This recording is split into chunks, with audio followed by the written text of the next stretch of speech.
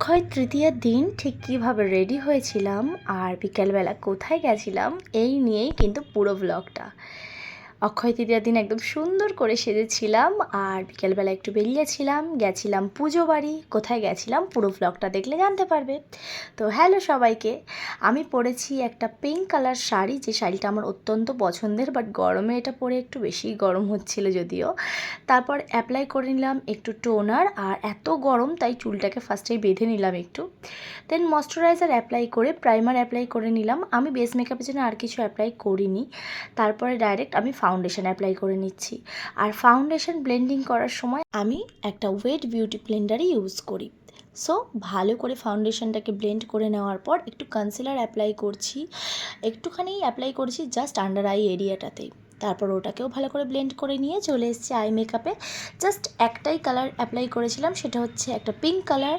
আমার শাড়ির সাথে ম্যাচ করে সুন্দর করে ব্লেন্ড করে নিয়ে একটা একদম লাইট পিঙ্ক কালারের শিমার অ্যাপ্লাই করে নিলাম। তারপর আইলাইনার, আমি সবসময় কাজলের থেকে লাইনার পরতে বেশি ভালোবাসি, তাই আইলাইনার অ্যাপ্লাই করেছিলাম। আর লোয়ার ল্যাশ লাইনে একদম অল্প করে জাস্ট আউটার কর্নারের দিকে হোয়াইট কাজল অ্যাপ্লাই করেছিলাম।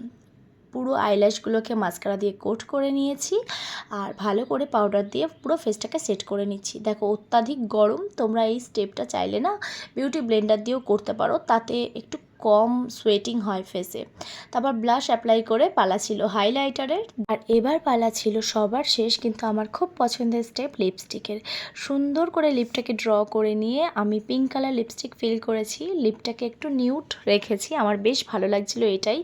আর এই ওভারঅল লুকটার সাথে আমি পার্ল বেস জুয়েলারি ওয়্যার করেছি, আমার এটাই বেশি বেটার লাগছিল। তোমাদের কেমন লাগলো এই লুকটা অবশ্যই কিন্তু জানিও। আর যেহেতু খুব ইজি, একবার হলেও কিন্তু ট্রাই করে দেখতে পারো।